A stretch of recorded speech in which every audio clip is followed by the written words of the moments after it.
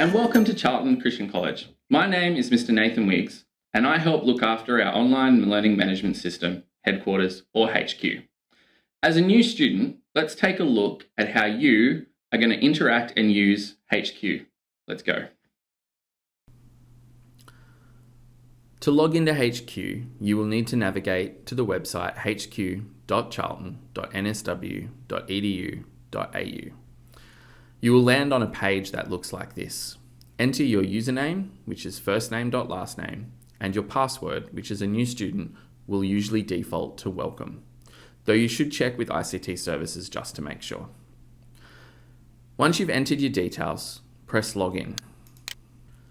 Once logged in, you will be presented with the dashboard. This is the student dashboard.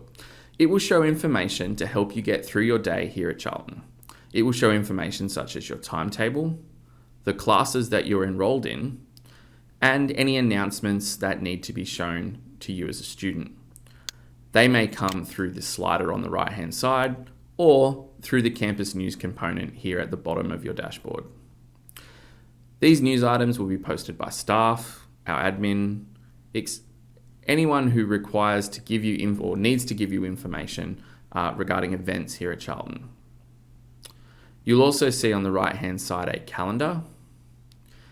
And if you continue to scroll down, you'll also see what we call upcoming due work. Due work on Charlton is mostly assessment tasks, but occasionally you'll also see learning activities posted as due work from your teachers, which might be things like homework or a class document that they want you to work on and then submit so that they can check. So you'll see all of those listed here. Let's go back to the top and check out some of these tiles. On your dashboard, you'll see a whole bunch of tiles. Student Services is the first one in the corner here, and that will contain information regarding subject selections, forms, which are accessible through this button here, as well as assessment information, and a whole bunch of other things that you can explore in your own time. Let's click on Assessment Info. Clicking on Assessment Info takes us to this page. This page shows all the assessment maps. So if I was to open one of these PDFs, I could look at all of the Year 10 assessments for this term, for instance, or the Year 8 assessments for this term. If I'm a HSC or a preliminary student here at Charlton, I will be looking here for exam timetables and my HSC timetable. I'll also be looking at this page for things like our referencing guide and any of our exam instructions or general exam instructions. Let's head back to the dashboard. This time we're going to click on Student Forms. On our Student Forms page, this is where you will find all our exemption forms, all our application forms for a variety of things around the campus.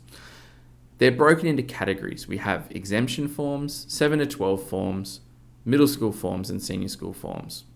The most important ones to you as a student here are most likely going to be your locker agreement, your assessment appeals, which are for middle school found here and senior school found here. Clicking on those will bring up a PDF that you can fill out and email in with evidence of your appeal. Might be that you're sick, whatever the reason is, you will fill out that form. That has to be done within 24 hours of the assessment. It also will have our student driver forms. It also has our subject change forms. Again, they're PDFs, you download them, follow the instructions, and you'll be set to go. Let's head back to the dashboard again.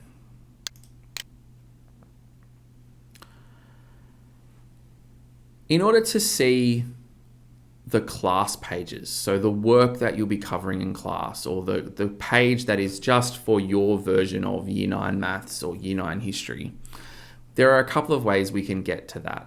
We can click on the timetable if we happen to have it that day. So if I wanted to go and see the maths page, I could click here, the Japanese page, I could click there, or the science page.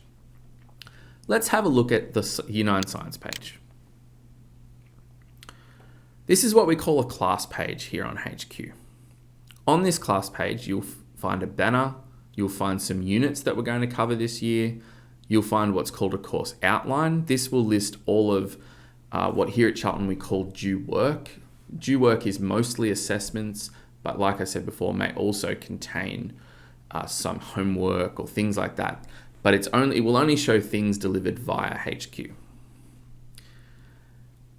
You'll also see what we call our teaching and student learning stream. This is for conversation between staff and student with questions. So if you have a question about something, you can post it here and other students can respond and the teacher can respond. Mostly it will be just the teacher posting, but you are allowed to post there. What we find, on here is in this due work area, is if you're asked to submit something to a teacher. Now, this particular task doesn't allow submissions, but I will still show it to you anyway. This is for a written test. In a written test, we would be given the due date.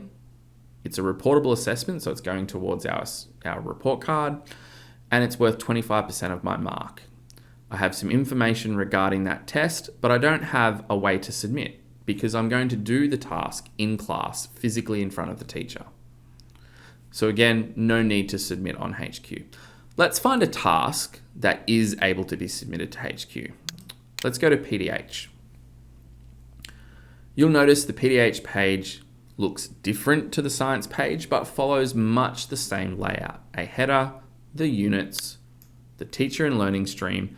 The difference in this case is that the teacher has moved the course outline off to the side. You will often find it over here on many of your pages. Here we have assessment notifications. In this case, we're going to look at Semester 1 Progressive PE Assessment Task Number 2. When we click on this, we see the due date, June 3, 2021. We see that it's a reportable assessment weighing 25%, and we can see this Word document. If we were to click on this Word document, that would provide us all the details required to complete the assessment. We can see the grading guide, so we can see that these are the outcomes being assessed, these are the skills or the content being addressed, and then this is how it's being marked. So if you're looking for an A in this assessment, you would complete the assessment to this level, to that A column. To submit this assessment, once you've typed it up, ready to submit to the teacher, you scroll to the bottom and you click Create Submission. Let's do that. Again, on this page, you see the due date, you see all the information we've seen previously, except that you now have a text box. If you're submitting a file that you've already typed into, then please don't type anything into this. But if you're submitting, if you have a question or something like that that you need to point out, or something you need to point out to the teacher, you could type it in there. We're going to attach a Word document. You click there and you get this box that appears. You can drag the assessment onto here. We're going to click again and it will open a file dialog box. In that file dialog box, we're going to upload our Word document. And you'll see that the Word document appears here. Occasionally, if it's quite a large document, you'll see a green line gradually go across the screen here. When this goes blue, you can click Upload.